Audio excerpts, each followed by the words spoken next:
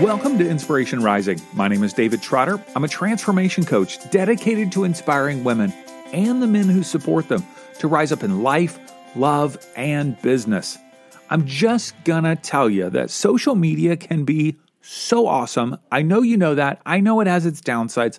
Yes, all the blah, blah, blah. All right, but I have no clue how I got connected with Tiana Smith as a Facebook friend. But you'll hear the story of how 2 of her Facebook Lives drew me right in. She is a magnetic person, dynamic and scrappy. I mean, if you are a mom and you're trying to figure out how to earn a solid income from home, I want to introduce you to the inspired mommy boss herself, Tiana Smith. She shares how she started her business from home by providing marketing services for others. And she now trains people, just like you, to launch their own businesses. You are going to love this episode.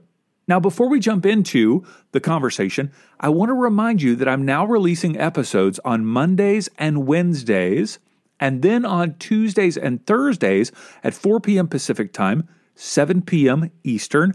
I'm going live in our private Facebook group called the Inspiration Rising Insiders and on Instagram Live.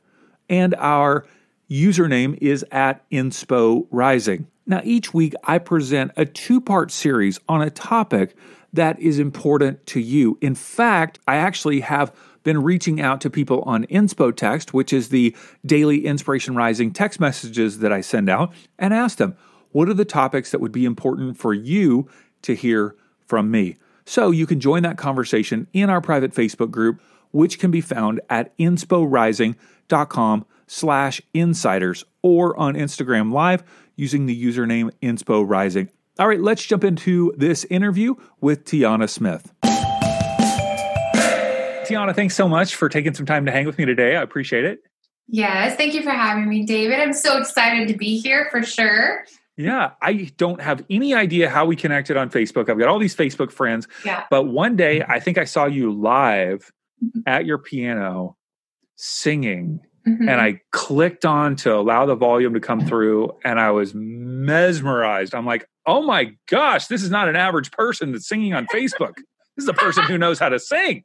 Yes. Well, thank you. I didn't even know. We're like getting to know each other. Yeah. I love music and I love to sing. So I'm glad you thought that. Obviously. And so that's not a part of necessarily your current career, but it's been a part of something that's shaped your life and is obviously, you don't lose that talent or those skills. When did you start singing? Was that like as a young girl or take me back? Yeah, I sang a lot. I wasn't super young thinking I want to be a singer. I started music as a flautist at 11.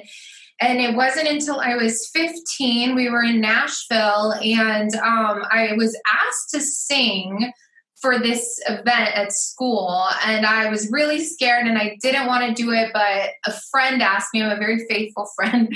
And so I was like, sure, I'll sing. And something hit me, but it wasn't even like the feeling I had. It was the impact it had. And I'm very much into impact and influence since I was very young. And I realized that even though I loved music and flute, and I was planning on going to go to Juilliard and pursue my career in classical music, I saw the difference that having words as a singer was. So I started vocal lessons with the top vocal coach. I'd auditioned at the time at 16 in Nashville and went from there. And so I went to Berklee College of Music in Boston and moved out to LA. So I've had over a 20-year career in the music business, actually. Wow. Were you, did you grow up in Nashville or you were living there or just traveled there? Yeah, we were living there at the time. My family moved a lot. My dad's a preacher, actually, and we moved a lot growing up. So at that time, it just happened to be I was in Nashville. And I was in Nashville till I graduated high school and part of college. I went to Belmont, which is the music biz college there at the end of Music Row. And then I went to Berklee. And then I moved out to LA. So it was interesting that it just aligned at that time. Yeah. I actually grew up an hour north of Nashville in Bowling Green, Kentucky, until I was 16. And so I've spent a lot of time in that area. So it's a beautiful part of the country, but now you and I live in the best part of the country. I know. We're going to make everyone mad, but it's the truth. They all know California. Yes.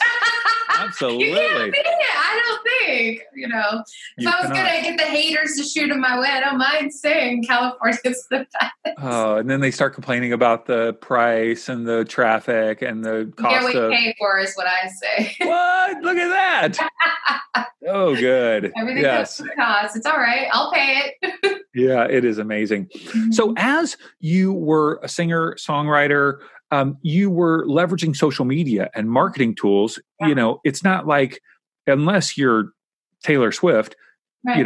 people are not putting all this money into some big marketing team. You've got to be the person who's spreading the word about, your music and your voice. Tell me about that. How was it just like no big deal? Like, I just jump right into it. Did you have to learn it? You know what I mean? Like, take me back to that time 20 years ago, as you were, obviously Facebook was not around 20 years ago, but take me there. Yeah. So when I started, it was old school. I was kind of on that fringe, on my age, because online I didn't have a cell phone. I didn't have a cell phone until I graduated. I didn't have an iPhone until after my first baby, So I was old school, so to speak, marketing. The good part is, like, my vocal coach that I mentioned, he taught me about press kits and media kits. And that's obviously, like, now a thing over 20 years later, all these entrepreneurs realize they need, right? But I learned that years ago. And so I went to, like, Kinko's and to the copy machines. My mom would take me. So my mom bought me a marketing book and I learned it. And I started within the first year of pursuing my career of doing it. Because if I do something, I'm just going to do it all the way. I don't mess around. Like, if my family's investing money, if I'm investing my time and money, even as a teenager, I was like, well, I'm going to go do it. So that was just my thought, was like, I'm just going to do it. And it wasn't that I wasn't scared. It's not that I didn't not always believe in myself. I just was like, I'm just going to do it anyway. Mm-hmm. So I started booking my own paid gigs. I submitted. Even my voice teacher told me, you're not going to get that gig. I was like, well, whatever. I'm going to submit it anyway. And I got the paid gig the first time, and with my press kit. I played this huge festival near the Parthenon in Nashville, Tennessee for my first gig. Wow. All because you took the initiative you created something that resonated with you and your brand, and then you submitted it to them. They didn't ask for it. Mm-mm. Yeah, you went to them. I love it. And that's what I've done all along. And so as these tools started to emerge, whether as a website or social media, obviously email marketing, all of that, how did you learn those things? Was it just every time you saw something, you jumped on it? Or did you self-taught? Did you go to school for it? Help me understand. Yeah. It's funny. I actually do want to kind of write a book one day about marketing. And it's going to title, like, everything I learned about marketing I learned in the music business. Because even when you think about the cover of a CD or a record album, whatever it is at the time, or nowadays, if it's on digital, there's still albums, there's still credits, right? So what do you see on an album? You see a picture of the person or the brand. If it's Coldplay or Radiohead, they may use a logo. Same with companies, right? You can use a logo, you can use your face, but you got to brand yourself. Then there's the font, right? And I'm a designer now too, so I ended up studying design, and I do WordPress and design, and I market.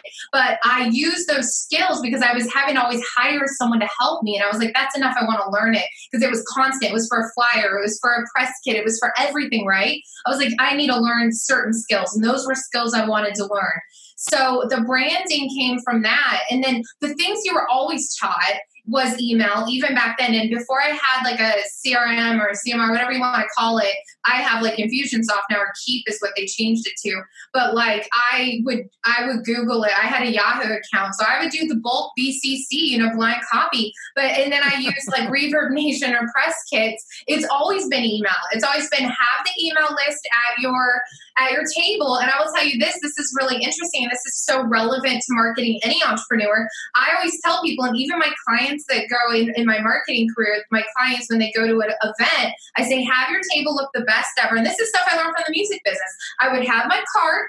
I would bring it. I would have a table. I would have chocolates, and I would have something for free to give them to sign up on the mailing list. And then I have my paid things. It's exactly what being an entrepreneur is. Yeah.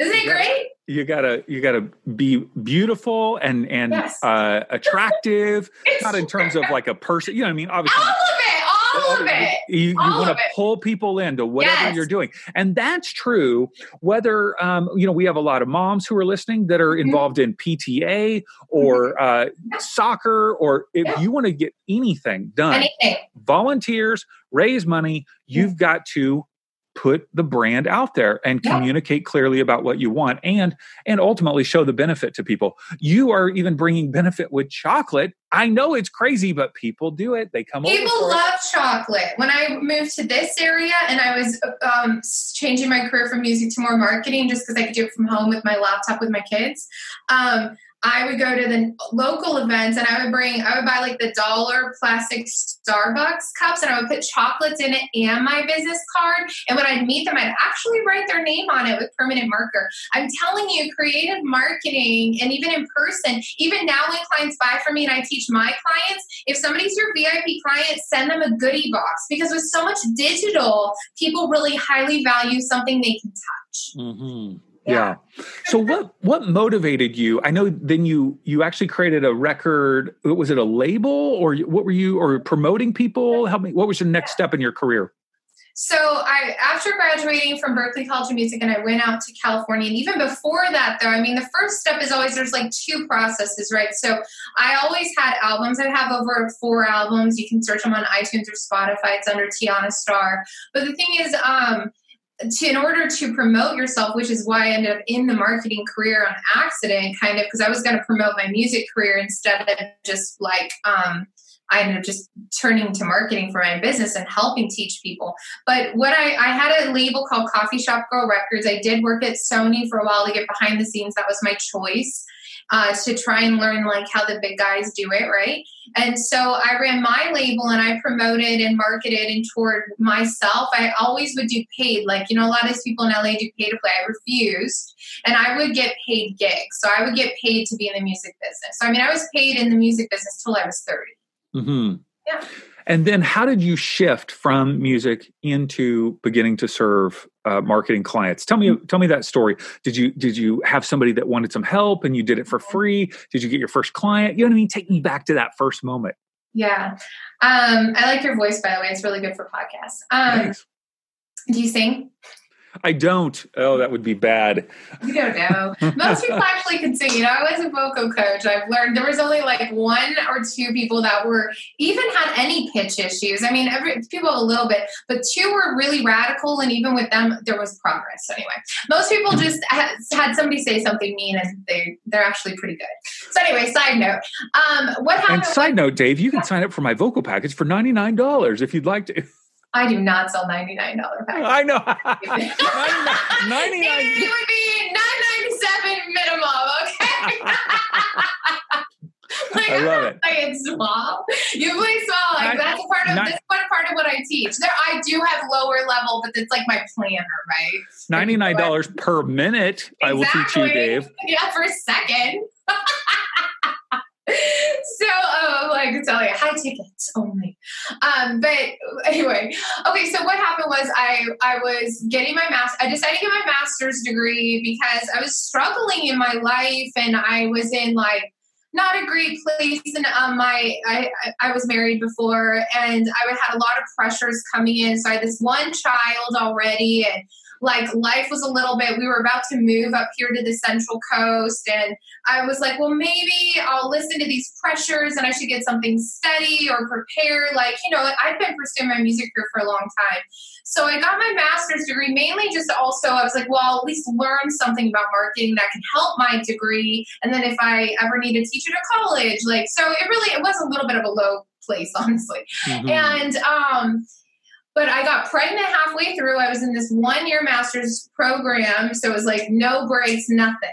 I think I had 1 week off at Christmas. And I was pregnant at that time, and we moved that week of Christmas actually too. Oh, so it was a lot of changes in my life. And when I finished my thesis a week early, which was social media marketing for musicians, I interviewed Ken Kaye. Which interesting now years later, as I worked with Ken Kaye, who's Kobe Kaye's dad. He produced the Fleetwood Mac album. It's one of the highest selling albums of all time, Rumors. Okay. And I actually have a publishing deal down at that same studio he's at. So interesting full circle story, actually. So I do actually still have projects in the music, but my main income is still my marketing. Yeah. But so I was finishing my master's degree, and I graduated in a couple months after. So I've got a newborn. I had a 3-year-old son too. And I really wanted to get back in shape. And I was in this new town. I didn't know anybody.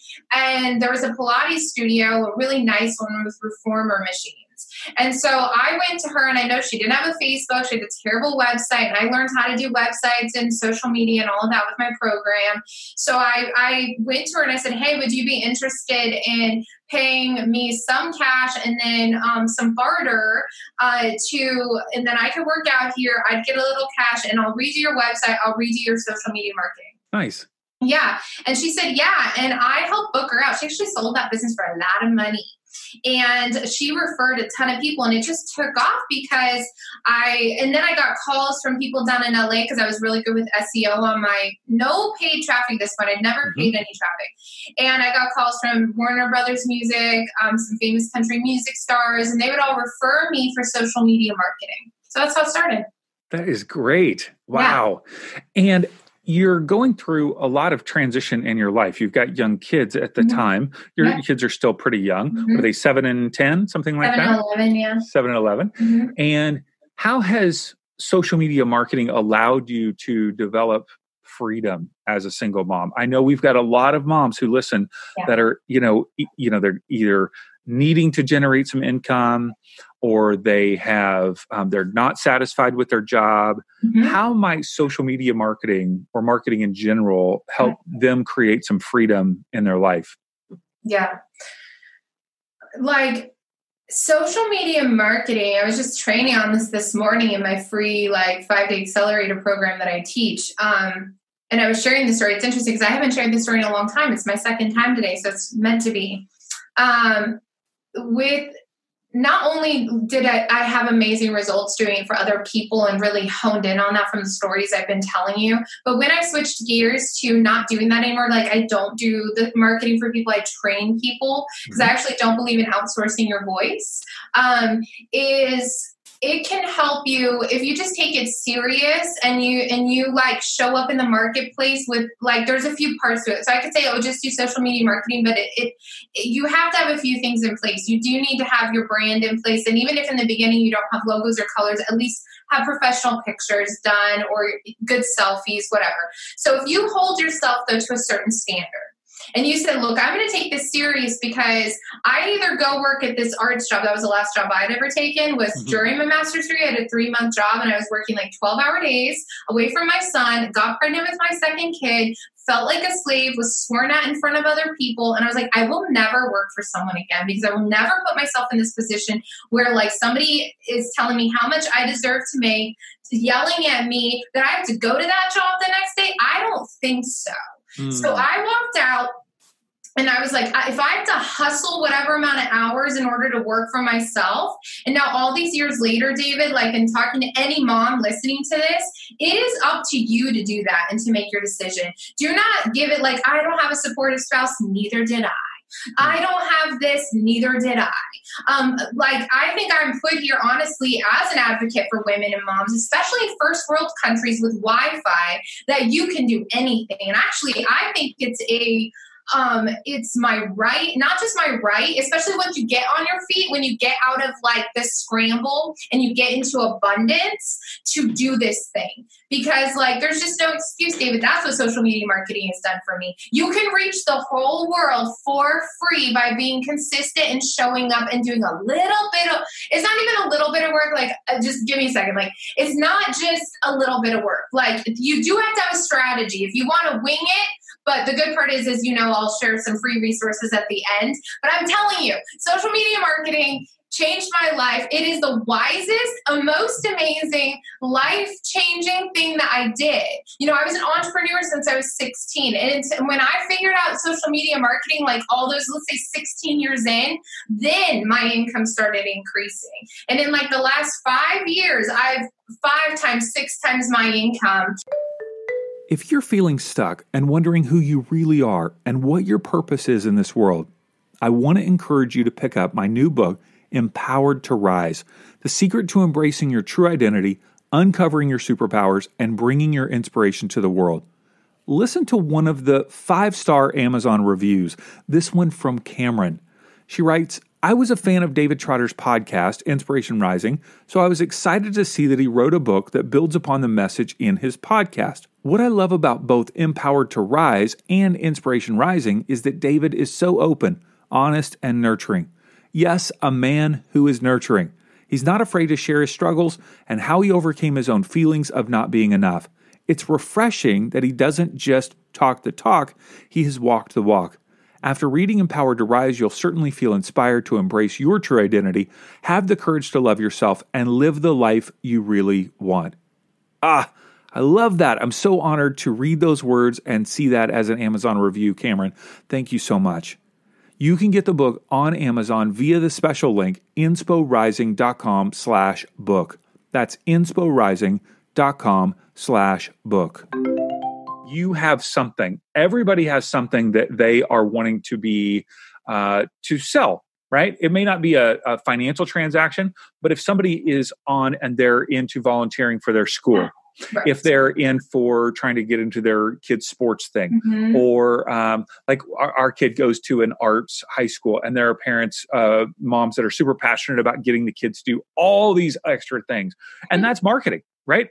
Every marketing is just like connecting with people. Yeah, it's just communicating. It's seeking to influence somebody else with whatever my idea or whatever my event or whatever thing that I'm trying to do. So all of these principles are super important, but you also can use these tools, whether it's social media marketing, website, so forth, to generate income in whatever thing it is that you want to sell, either a product or service or whatever it might be. Yeah. So you've gained a lot of freedom from that. Beautiful. Tell me, how do you help people learn how to do social media marketing? Like how do you do that? It's, so if I was going to map it out, I teach, like today was actually that day too. And it's so funny, ended up being on this day, the way we've moved our schedule. So it's like I've had some practice talking about that today.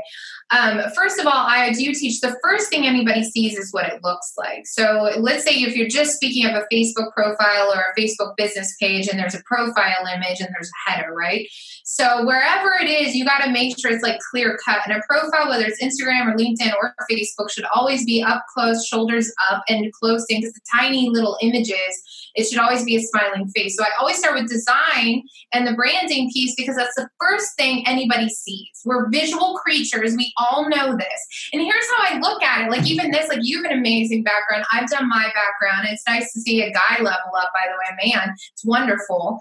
And, the thing is, like, it matters, right? And it's just, I teach this to my students. I say, like, if you went into a Tiffany store, you'd expect a certain service and a certain aesthetic. And if you go into a thrift store, it's a different, experience. And what do you want to say with your social media profile? And it's being intentional with that. And so it does take some skills sometimes. Like I like Canva.com is a great free resource. I build templates. You can look at my profiles. David will give it to you here at the end. It's like, Tiana Smith, Inspired Mommy Boss. But the thing is, like, when you go look at people, if you just take yourself out logically, like subjectively, of like what you're looking at, and you have to assume that nobody knows you and they don't know what you're doing. They don't know your name and they don't know what you're selling. So assume that's the position they're coming at. And then what are you trying to translate to them in that second? You get 2 seconds for somebody to decide if they want to click like or not. 2 seconds. So that you can't even really go into the messaging. That's not even like the words. It's really just the aesthetic. What it looks like. Yep. That's right. And then I talk about, okay, if you've got that second, then what do you say on the header? So like mine's like, I help women entrepreneurs attract high ticket clients. And so like, whether they're a mom or whether they're not, that's what I do. And David, if like your header said whatever that thing is, it's like that. It's that elevator thing. If you were in one floor from somebody, what one thing are you saying? That's the same that would go on your Instagram link. That's the same thing that would go on your LinkedIn profile. One thing. And then you go into the daily social media marketing posts. So it's like this 3-step visual, header, messaging, what are you posting about? And here's the one thing I want to say. This is like really high value. Everyone should like write it down if they're listening. My social media profile is a resource center for my ideal clients. So they should come there. And this is how you can compete with celebrities. This is how. Because if you, instead of just thinking like, oh, I'm sharing behind the scenes because I'm so famous. Well, if you're not so famous, well, what about if you give such amazing value for free to your dream clients that when people get results for free, who will they call first? Mm-hmm. You, when they're ready to hire someone. Mm-hmm. Yes. That's how I teach it. I love it. I love it. So on New Year's Day, 2020, 2020. I pop onto Facebook and I see you at the beach because you live in like Central California area near the coast. Mm-hmm. And I see you talking into the camera and I'm like, what is this gal doing? Yeah. You wanted to take a polar plunge on New Year's Day. Yeah. Tell me why. Tell me why you were doing that. Well, the last couple years, I've kind of played with the idea of like colder water, and I've talked to certain people who like in other countries even, or I follow them. I've done some extreme workout things with different people, and there's these methods of cold water. Quite frankly, I hate cold water. I hate it so much. I literally the day before that, it was New Year's Eve. I went my kids to a pool, an inside pool in Cambria. This hotel lets use their pool. They're so nice. I'm not giving names because it's a secret. And I didn't even get in the water with them because that pool water. I was like, no, but I'll leave right. So I'm just letting you know the seriousness of I hate cold water. Yeah. So one thing I realized though, like I've seen people doing these polar bear plunges in like Cayucas and then all around the globe on New Year's Day.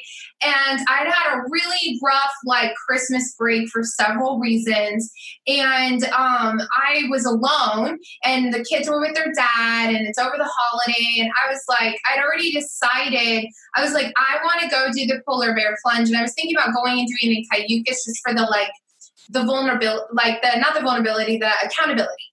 And, but I got up that day and I just like was feeling like staying in my town, which is, in Cambria, California.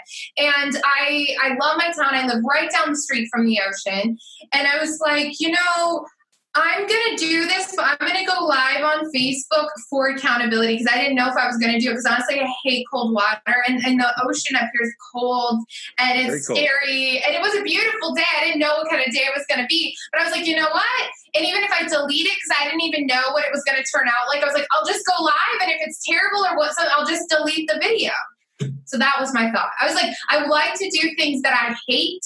Because then, like, I thought, like, going into the new year, like, cold water, ocean, it sounds epic and beautiful. And I also wore a bathing suit. I grew up in a place where you never wear bathing suits. We were not allowed. Like, it was knees to the neck my whole life. It's, like, against the law. And I also wanted to face that challenge in public, to do both, and to face the cold, to face my fear, to say, this is my year, and I don't care if I fear something. I'm doing it. And I'm not just doing it alone. I'm going to do it publicly. So you say some of these things, and then I see you running toward the ocean. And you must have I know when you look at a phone, it makes everything look far away, but it looked like a mile from the water. You put it so far. You could have put it a little closer. My goodness. I don't know if you were afraid of it getting water on it or something. Yeah, I've had stuff swept away by that. Those waves are huge, and you probably saw them. Like, I've had them come up before and sweep all my stuff away. Yeah. So then, and I will tell you, I was thinking, I go, does she have a swimsuit on? Because most women are not excited about running away from a camera with their butt right in the camera. Totally. I'm thinking, I bet she's going to have leggings on or something like that. I'm like, oh my goodness, she has got a swimsuit on and she is showing her rear end as she runs down to the water. You're running forever. I'm sitting there watching you going, she's running. And I'm thinking, she's going to be out of breath because I would be dying. I mean, you get in the water and you're a speck of an ant all the way. And I'm like, she didn't get under the water. She got up to her chest and that was it. I go, this is what? This is no polar. This is not a polar plunge. The You came running. You ran all the way back. You're so out of breath. You're like, Plus the cold water. Because even though it wasn't my head, I still was like the cold water feeling, adrenaline. Yeah. And especially even if you had shaved your legs or something in that cold water, it's like burning or something. Yeah, totally. So I typed on the live. I'm like, it doesn't count because you didn't put your head under. Go back or something like that. Yeah, totally. And you did it. I was so proud of you. I was like, oh my gosh, she's gonna. And you ran again. I ran. On the way back though, after you were wet, you couldn't make it back to the phone. I couldn't.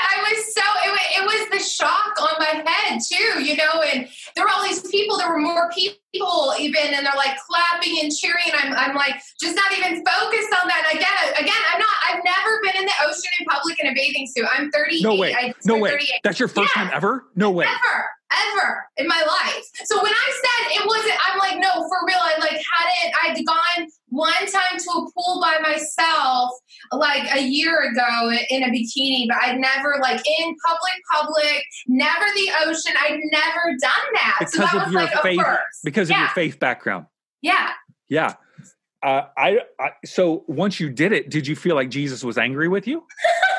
No, and I looked it up and I saw my booty on the thing, it had written up. I'm just sharing honestly. And I thought about taking it down, but what's amazing is some of my really good Christian friends, actually, one of them had messaged me and she was like, that was the sexiest thing I've ever seen you do. Because she was saying you just owned your power and it wasn't about the bathing suit. It wasn't about any of that. It was just I just wanted to be myself and I just wanted to face my fears in all the ways, to be that vulnerable and just to do it. And I wasn't even thinking about what I looked like at all. I was just running and sprinting into the ocean, It was cold.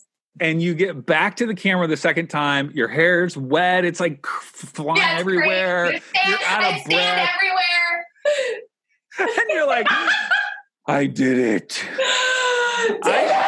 I showed my family that. They were like, I cannot believe you made her do that. That is so. I didn't make her do anything. And it's great that you were the leader of the squad. You saying it, and all these people that's true. You should have got your hair. But I'm like, really, guys? And then I'm one friend over there, don't do it, boo. She's my boo. She's you don't need to get back in. Don't listen to them. I'm like, I'm doing it. Did you see my face? I don't know if because I watched it a couple times. And with you, the moment I see your comment come in, where your hair didn't get wet, I'm like, it's true. The hair didn't get wet.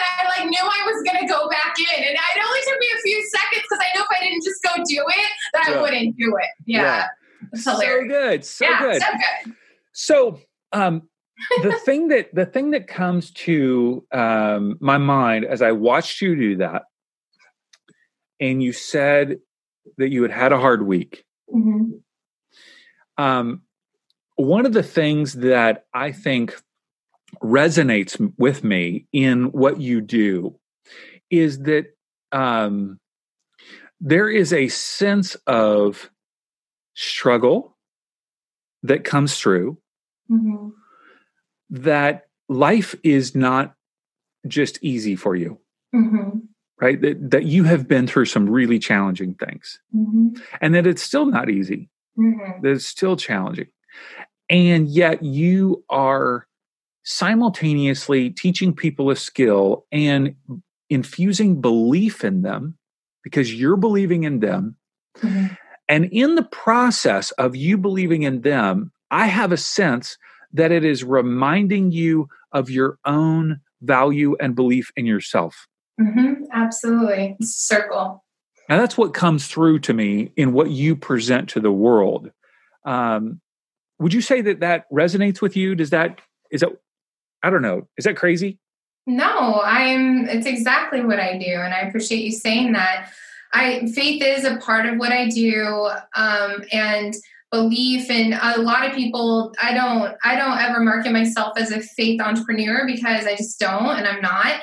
What I am is a person of faith in God, and I am an entrepreneur, and I believe I have a gifting for business monetization and marketing. And so what I teach people to do is to believe it's not just marketing. It's you have to believe in yourself enough to do things regardless of the fear, regardless of the challenges. and to keep pressing forward every single day, because every day matters. And absolutely, when I talk to people and I'm encouraging them, I'm reminding myself out loud while I'm saying it of the truth of my life, so that I get outside of my head and my fears and my struggles. And when I'm telling them that, I'm like, if I'm going to teach this, because I'm a woman of integrity and authenticity, honesty, and transparency, that I'm going to, again, apply those things. So when I tell them in rules with people I work with, I say no complaining, no explaining, no justifying. And so when, even in my own head, or even when I'm at home alone or in front of my kids, I hold myself to that standard. And if I break those rules that I'm teaching other people, I repent and I work on it. Because those rules help keep me afloat, so that I don't get stuck in that. So absolutely, there's a struggle of life. There's a real struggle of, I don't like to say that. I'm not a person that thinks you have to struggle in life, but even when I'm focused on the positive and have so many amazing wins, there is this other portion over here. And I wish it wasn't true, but it just seems to be the case that something's going on that's going to help you get through it, right? There's a great book that changed my perspective a lot on it called The Obstacle is the Way by Ryan Holiday. And I love the Audible version. I liked hearing him. And my fitness coach at the time, Erin, who just got to Australia today, and she's won 16 CrossFit competitions globally. That's my fitness coach and mindset coach. And she's one of my best friends now. And I've done marketing for her now. It's amazing how this works. And she taught me that because I saw her. She's gorgeous and so fit. And she's so I would say bad, that word, right? That she is. She's crazy. But when you hear the things she's gone through, I wouldn't even know it. And what I think is beautiful, David, is we go through things, but we shouldn't, our lives, I think if we're doing it right, no one would know that.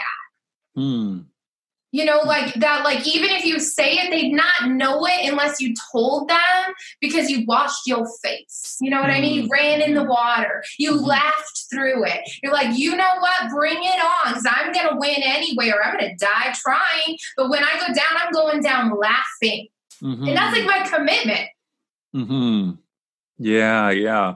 So let's say that someone's listening today and they are struggling, whether it's having challenges in a marriage, or they need to generate income, or they're having all the above. Yeah. What would you say to her today? Yeah. I mean, I have to say, look to God, because I can't say anything other than that, David. And number two, though, is something that changed my life were the three things I just said. I wrote an article about this on my website that they can find. I know you're giving the link at the end. And I don't always write those really personal things. Usually it's a how-to, but this is one that I wrote. And it explains my mindset on no complaining, no explaining, no justifying. And no excuses is a part of that, right? It's this 3 no's that changed my life. And let me tell you why. If you're in a marriage that's struggling, and if you're the only one doing the work, there's a difference between abusive marriages, and there's a difference between having a hard time and hard patch. And so that's up to the person. I'm not a marriage counselor. But what I can say is, leaving a destructive relationship, that I found freedom before, and my freedom came back, my love of self, because I had this affirmation was, every day I please God and myself. That's all I can control. So if you're looking to others for your approval of yourself, or what you should be doing in life, then you're always going to lose and you're always going to be upset. But when you take the mindset that no matter what's happened to you, no matter where you're at today, no matter what your body looks like or what's going on with your kids, if you can just be I take responsibility right this second for all of it. And that radical responsibility allows you to have the freedom to stop expecting things from anybody else and start expecting and acting for yourself. That if it's meant to be, it's up to me. And the key is me. So if you want your life to change, it's you. Get out there and run if you want to get in shape. Track your food on MyFitnessPal. That's free. Get your body, your life, your mind in order. And you cannot complain. You cannot explain. You do that, you will always be in victim mode. That's what I would say. Take responsibility for all of it and start to take the steps. But if you blame things and blame shift your mother, your father, your past, your spouse, your children, you will always, always, always be stuck. But if you say, I lay it all away, I'm taking responsibility for my body, my mind, my decisions, my reactions, because this is all I can control. And then you can start to fly. Mm-hmm. So powerful. Radical responsibility. All right. So if there are people who want to work with you, first of all, they can go to inspiredmommyboss.com, and all the links to your social media will be there, of course. And all your social media is Inspired Mommy Boss. Some have a few underscores based on availability. Yes. Stinking availability. No. And there are a number of free resources on your website. So whether it's for finding marketing resources or finding clients, business plan, whatever it might be, people can go to inspiredmommyboss.com. Yeah. Tiana, you're rocking it. You're doing it. You're teaching entrepreneurs, coaches, and network marketers the profitable daily action steps to building your brand online, attracting your dream clients with ease, and creating automated funnels. Yeah, I am. It's amazing. Thank you, David. And honestly, thank you so much for having me. And you're so kind and you're so awesome and so fun to have reached out to me from the Facebook land. It's like a country. It's got like 3.6 billion people. It's like several countries, right? The Facebook land. Huge. And to anyone listening, like, don't make excuses, like, and follow David more. He's amazing. And say hi. Like, say hi. Don't be shy. I'm glad you weren't shy. It's a blessing. If you found this conversation with Tiana to be inspiring or helpful in any way, please share it with a friend. Take a screenshot, text it to them, tell them to subscribe to the Inspiration Rising podcast on their favorite podcast app. And be sure to check out my new book, Empowered to Rise, available on Amazon via the link insporising.com/book. All right, love you guys. Have a wonderful week.